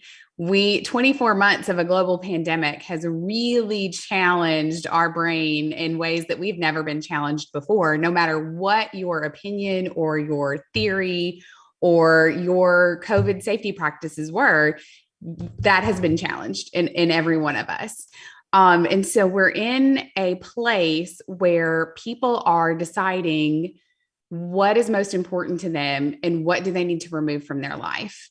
And some people came to the realization that they don't like what they do for a living or that they don't like the employer they work for right now. And so it has caused a huge amount of people, you see a lot of headlines like the Great Resignation, but it's really more the Great Reshuffle, right? Because people aren't giving up on work entirely. They're just deciding this work is not for me for one reason or another. So whether it's to enter a new field, to go learn something new, or it's to find a different employer because XYZ, they've decided this is my threshold for this. I'm not gonna sacrifice anything else. But if you think of yourself for just a moment and like what you could give up today, is it going to be your family? Probably not. Is it going to be your fun stuff and your hobbies? Probably not. So naturally, you're going to look to work and say, these are all the things I don't like about my job. I'm just going to go find a new one. Everyone's hiring. I'm going to go find a new job. And I'm going to tell this new employer what my deal breakers are. And I'm going to get either a better work-life balance, a better paycheck, projects that I'm more interested in, whatever it is that people are looking for. They have a little bit more of that negotiating leverage right now. Yeah, that's interesting. One of the questions Kevin Berry had is, how are y'all helping to expand the support for ancillary support systems, so marketing, legal, accounting, even medical? The way that you and I met is I was talking to a group called We Care TLC, and they provide on-site medical support, basically put a clinic inside companies, and it's used as a benefit. Instead of just traditional insurance, they provide doctors or nurse practice or whatever right there on site. So it's trying to look at the approach from outside the box, if you will. But how have you seen efforts to recognize and address these elements, these support elements? So We Care is an excellent example because it's not just about providing a benefit anymore. It's about the benefit and the convenience to the employee, right? And to the employee's family, because those type of things are open to the employee's family as well. I have to give huge credit to our economic development team because they are being very intentional about all of those spaces. And we have revitalized our downtown to bring in some of that exact stuff, some more legal, some more marketing, some more accounting. Our medical footprint is growing insanely, not just from a traditional medical standpoint, but also from like a biotech standpoint. Hudson Alpha was kind of the launch pad for that.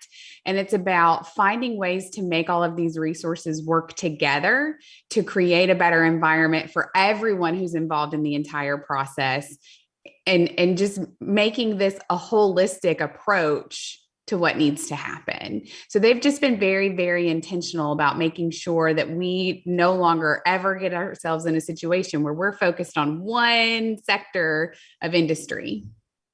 Yeah, that's critically important. And you can either learn from like the great reshuffle, whatever we're going to call it. We can either learn from it, which is actually wisdom, or else we can experience it over and over and over again. And so I applaud y'all's efforts collectively and individually for doing that. I'm going to move to Les now, but I want you to stay on because we've got some things I need both of y'all to address.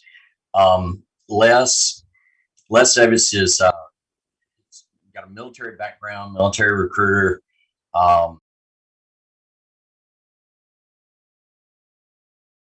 Said my son is just finishing up a year-long program there, and it's just getting out, and it is fantastic knowing that he is going out to a job market to where it's just is an insatiable appetite for what he's doing, and like Brady said earlier, it's an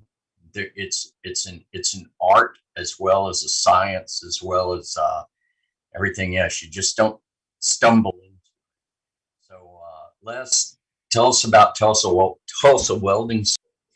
Yeah, I would tell you, trades in itself. I started working, recruiting for trades back in 2002 when I retired, automotive diesel, and I thought that was pretty cool stuff because of just the advancement of like the onboard computers and cars and everything. But then I get into welding after I sold my business, and really, this is some cool stuff that's happening with Tulsa. I love the background of Tulsa. It started in 1949. The two welders seeing the need that way back then of welders, and then it grew, and we added our first school in 2001, which was in Jacksonville, and then in 2014 our third school in Houston, Texas.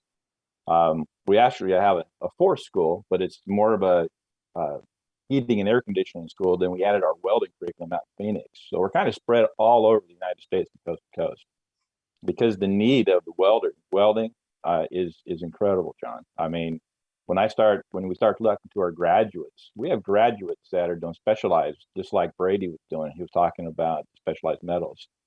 And one young lady that you probably see her on more commercials than anything else. She works 8 months a year, and then she does this archery tournament next door.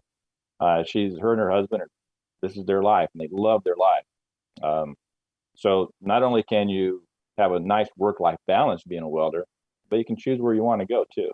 So it's not an industry people think like that about, but it is. It's fantastic. I mean, we have people from all over the country, from all aspects of the industry, hiring our graduates. I mean, we're talking from infrastructure. We've seen that bridge collapsed in Pennsylvania or in Pittsburgh a few weeks ago. These are things that our welders and our country's welders, and maybe some of our graduates are going to start working on really soon. Rebuilding our bridges, rebuilding our railroads, rebuilding our roads. Then in manufacturing, we're going to be placing a lot of folks in manufacturing too. So Tulsa Welding School has this huge footprint all over the country, and we're placing a ton of graduates in really great industries right now. All right. So being in Jacksonville, you're at the top of essentially the Florida Space Coast. So I know you're in a hot spot as well. So what's happening there? I mean, who specifically is hiring now, and where's it going? Well, we had just a couple of weeks ago, we had SpaceX come to us and they said, we need to hire 200 welders.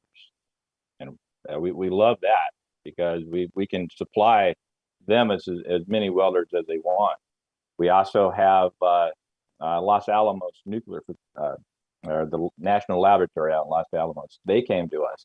Over the next 2 years, they want to hire 200, 300, 400 welders. We've got to find the right folks with those guys because they need a very extensive background check. So those guys are hard to find. When I said, why don't we turn to veterans? That's my focus, is bringing veterans into Tulsa and making sure they get placed in great jobs. So, because most likely veterans can pass a background check. And so this is an opportunity for everybody, but I think veterans would fit that mold pretty well. And so we have SpaceX, we have the shipping industry, shipbuilders, Ingalls, we have Crowley. I just talked to Crowley yesterday, and they'll be on campus soon. Ingalls is there today hiring. So, yeah, I got the lead. Hey, when you get a chance, I need to introduce you to someone else that's on this call named David Leyva. David is military lieutenant colonel over at Camp Shelby Joint Forces Training Center, and David worked with me to stand up a training program focused on software over there. But he is standing up a different training program, but y'all need to talk. I mean, because that's where both your hearts are, and it's you've got people that are disciplined and that like I said, that have incredible background already. And one of the things that I learned working with David on some stuff is that if you can find people to do simple stuff like a cleaning crew that can pass a background check and get a clearance to get access to facilities, they can write their own check there. So yeah. You find welders that you get them into Los Alamos, they've got to get a secret clearance probably. Yeah, high. What'd she say? Q. I think she said Q level. I don't know the level of top secret clearance off the top of my head, but she was like, "Yeah, we got to get a Q, whatever it was. It's very high." And she was, and these two recruiters everywhere I go now, they're always there because there's such a push. They got to have 7,000. They're trying to find 7,000 people to bring in that facility over the next 5 years. So, wow. And what were you, when we were talking this week, you were saying 75,000 openings around the country right now? I didn't hear it. John, I'm sorry, I didn't hear that question. Hang on, somebody is Debbie. Hey Debbie. Debbie.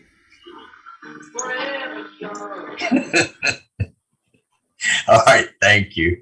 I'm just waiting for my dog to start barking in the background too, so I apologize. Everybody working at home. Sorry, tell me. We were discussing about the needs. I mean, how big the market vacuum is right now for people.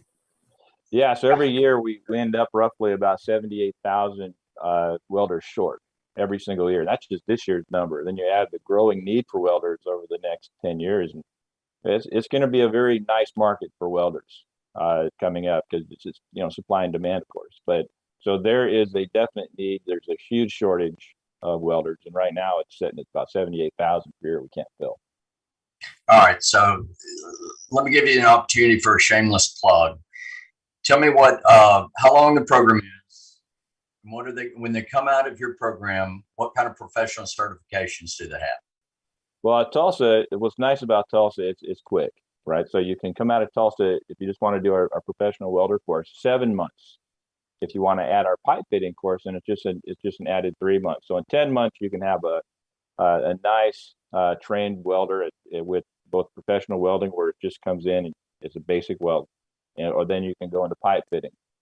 We also have a welding inspector program. So if you want to learn how to be like quality control or welder, learn some non-destructive testing techniques, that's an additional 3 months. So you can get in and out of Tulsa Welding School in basically 14 months with an associate's degree with that inspector program that we have too. So, and we only go to school 5 hours a day. So if somebody wants to come in and just learn welding, what's nice about that 5 hour a day, if we have a young person that is maybe having trouble trying to weld around that pipe, we'll let him stay there all day long, just to burn as much rod as he wants, learning how to weld with it. And, work side by side with our instructors to get that weld right so he can pass his comp. One other thing I'd like to point out from personal experience with y'all is when I was touring the facility in Jacksonville, I was really surprised that there were a lot of females in there. And I thought that was great to see, that it's a broad diversity of people, and, it's just healthy.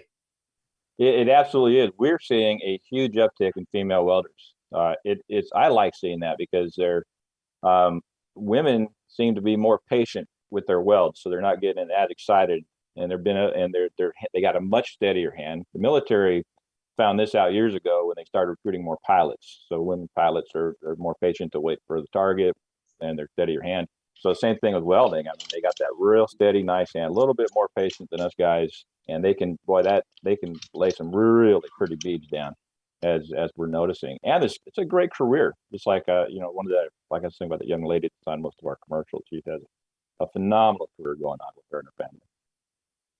Okay, I see David has his hand up. David, unmute. Well, I heard my name, so I figured I had to say something.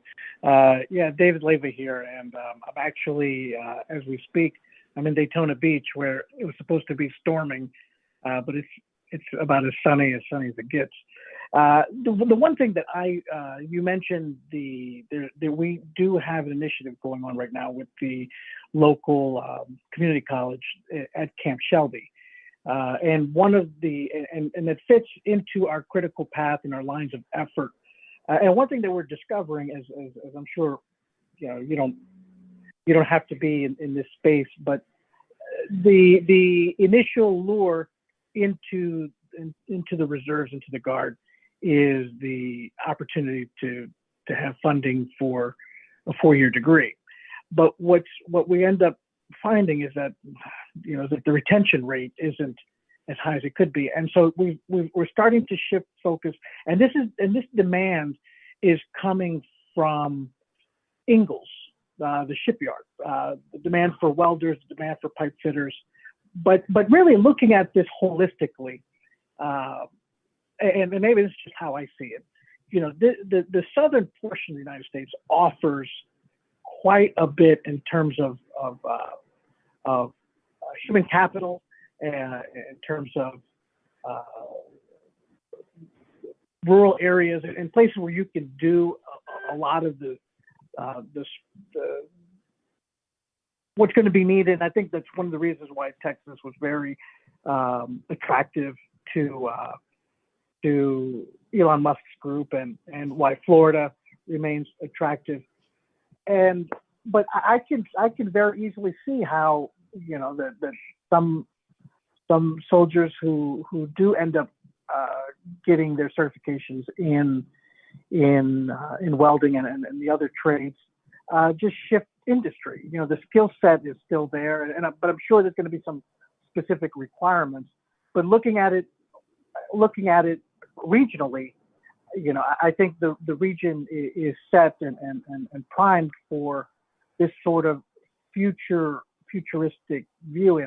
And my hope is that unfortunately political boundaries don't stymie the potential for the growth, because I really don't think people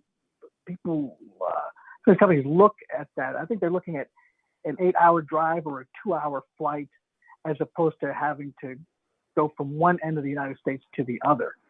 And I think, you know, as we look at our soldiers and every effort we can make for them to have meaningful careers, that will translate into higher retention.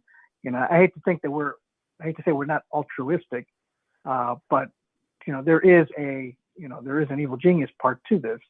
You know, soldiers who have meaningful careers, the civilian side end up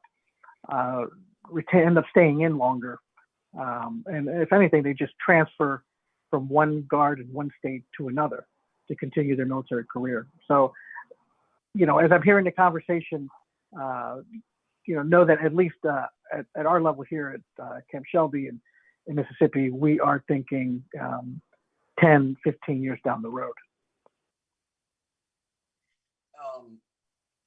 Also, Les, something that I see Debbie's on here. Debbie works with us, and she brought to my attention that in Pascagoula, I guess it's Ingalls, they are converting some floating oil rigs into launch facilities for SpaceX. Wow. And I mean, they did one, they're working on the other one now. And it's critical for us collectively to get the word out that everyone can connect into the space economy. And it's not just astrophysicists, you know, it's STEM, but it's also non-STEM. So it's open to everyone. You just got to figure out where to plug in. And while I'm sitting here looking at his picture, Kevin is working on a project that a webinar we're going to have in a month or so. At least, Kevin, I hope you are talking about non-equity financing, because that's another segue out. How do you grow the business? You've got to be able to have access to capital, and venture capital is obviously the most expensive and the most fickle. So anyway, back to topic. John, if I could, yeah, could I add or build on something that David has said earlier about military transitioning and then guard and reserve, and I have the unique job, and I love what I do. I go to military bases every week, and I talk to transitioning service members about their next career. And a lot of them, you know, they're trying to find their next fit. They're trying to find where they want to go in their next career. And it's so it's such a neat thing to be part of that, when I can expose them to the trades, because maybe it wasn't something maybe they were thinking about, or they didn't think that maybe welding could lead up to a career with a SpaceX, or in some kind of stellar position like this. And so when you introduce these things, it really gets them thinking about a career they wouldn't have thought of before being exposed to it. And so it's great to see them go from what am I going to do? Like for example, in 2002, when I got my retirement orders, it was like, what am I going to do now? It was just like a couple of days of, what's going on? What am I going to do? I went into recruiting. Well, the same thing with these folks. whether they're in 4 years or whether they're in 20. Man, what am I going to do next? So it's nice to offer them, hey, here's what's out there right now, and here's some great training in the skilled trade, whether it's welding or whether it's maybe auto diesel or anywhere in the trades. They didn't at one point they didn't think it could get them a good career that would support their families, which is it really is a great career. They can support their family and all, just like Brady said earlier. And then you can buy your house, you can have your toys, you can travel, and support your family. That guy is, well, you talk about inspiring and talking about a guy that's a role model. And I think he's. I want to bring him up to Tulsa to have him talk to our students. He's really motivational. Cool. All right, I have a question for everyone then. What can we do individually and collectively to promote this message that this segment of the economy is inclusive and it's available? Anyone? Les, do you want to go first or do you want me to go first? Oh, please go ahead. I didn't talk long enough. There we go. Okay. So my advice is really simple. And I would give this advice to any industry, but it is engaging at the high school level. It is engaging really early and making the opportunities known. I graduated from a very small high school. I didn't graduate in Huntsville. I relocated here from Northeast Arkansas, and there was like 86 people in my graduating class. The only thing that we knew to do after high school, besides go off to college like our parents wanted us to do, was we could be a nurse, we could be a teacher, or we could go work at the steel mill that kept that town alive.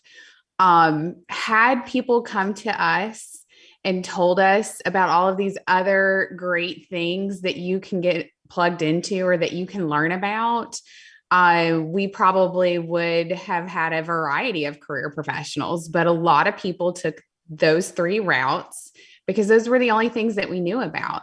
And when you think of everything that touches space, from, obsolescence to being an astronaut, there is opportunity for every student in a high school right now.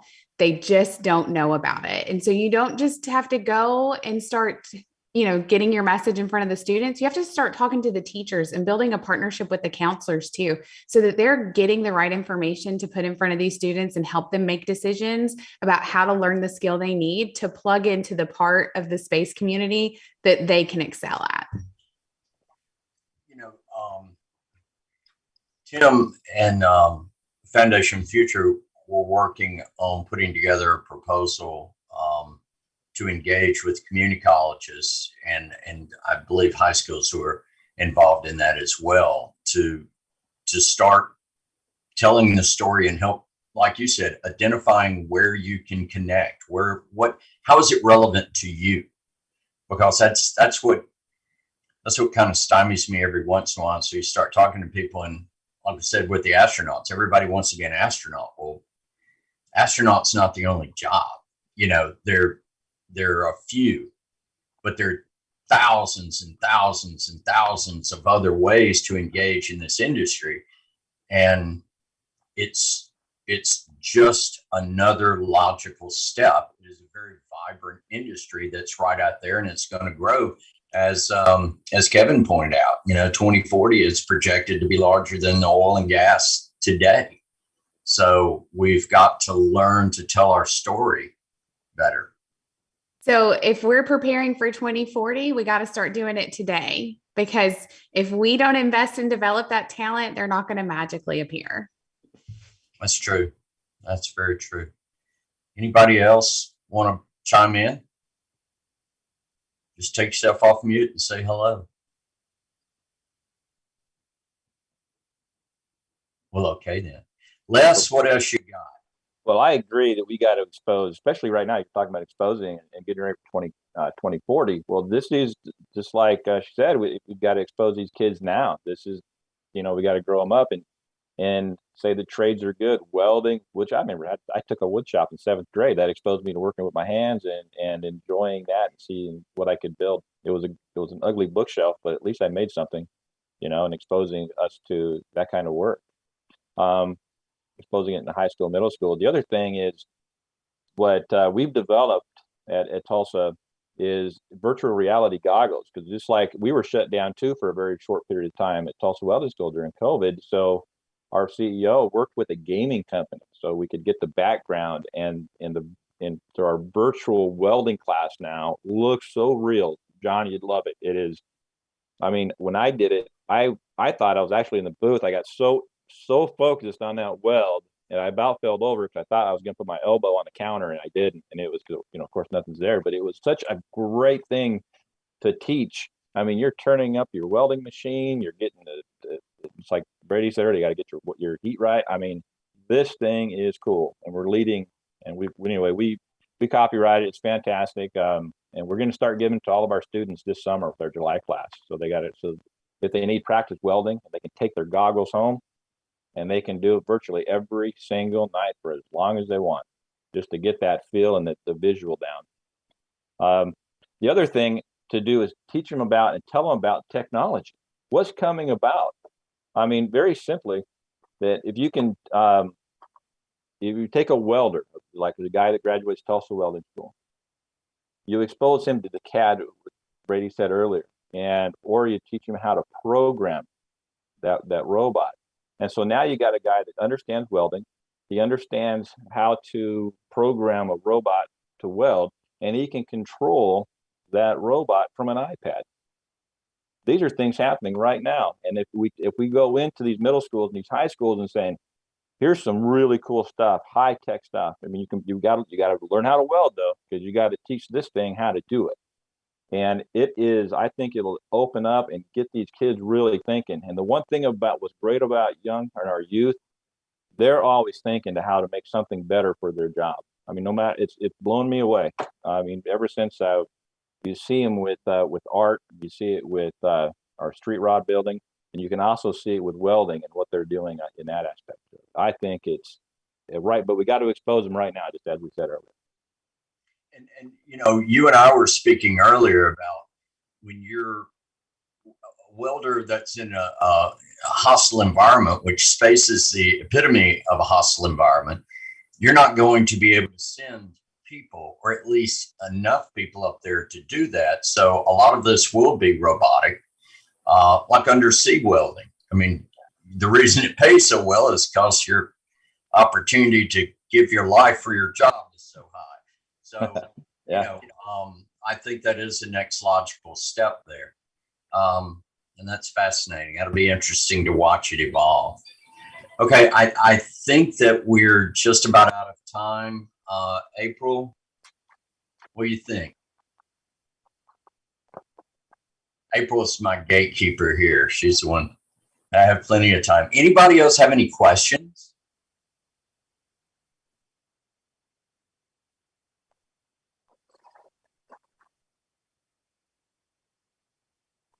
All right. Well, do we have anything else to, let's see, what do you think about SpaceX AutoWeld? I think it's great. What do you think? Les? Well, right now they're coming to us and asking for welders. Sometime, some way, we're going to have to get enough starships. Oh, for starships. Well, let's launch some robots in space and do it virtual. That's some cool stuff there. That's the future, John. I think that's the future of it. That's the next step. Because when you start putting things, if we actually do put things on the moon, you're resupplying. If you get sick on the moon, that's not good. Or Mars. So you're going to have to do things. You're going to have to be able to do a lot of this stuff virtually, robotically. Well, yeah, just think of what was it, maybe 30 years ago, drones were like, we never thought that would ever, well, I never thought of that. But So maybe I shouldn't speak for everybody, but now we can fly planes from Nellis Air Force Base or these drones from Nellis anywhere in the world. You know, once they take off from our military base, the folks at Nellis take over and they're hitting targets, you know, all over the world. So it's the same thing we can do here with their welding. April and I, in prepping for the meeting, she was telling me about how her husband was on submarines working, I think in the missile area. And when he retired out, he got in, became an electrician, and she said is just absolutely loving it. So more good things about, you know, I'm a huge advocate for supporting our vets. What's the name of the program you were telling me about? Oh yeah, Skill Bridge. Skill Bridge.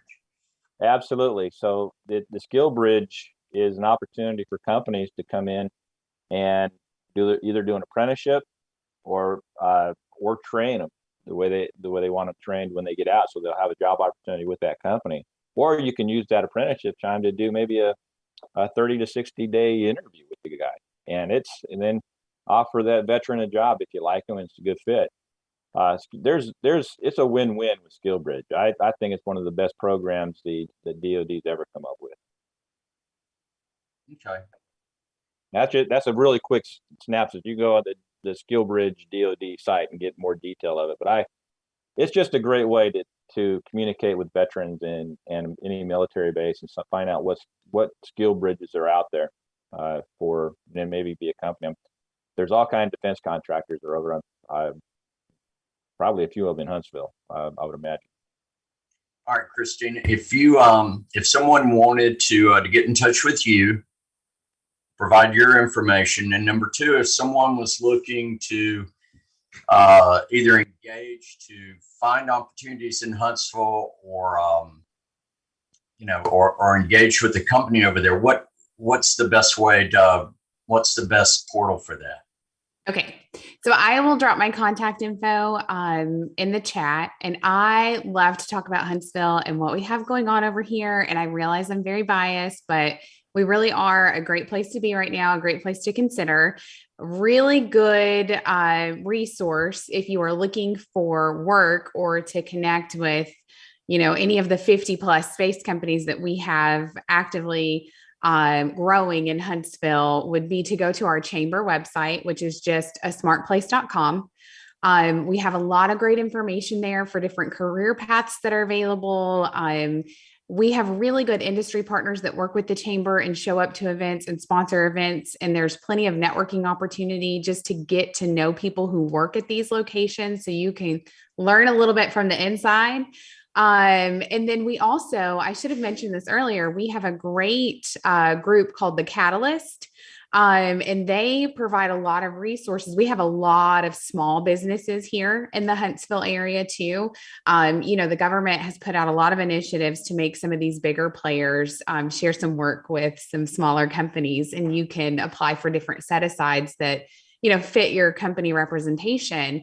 And we have a great group in The Catalyst that provides a lot of resources for navigating being a government contractor in any of those areas, anything to do with entrepreneurship.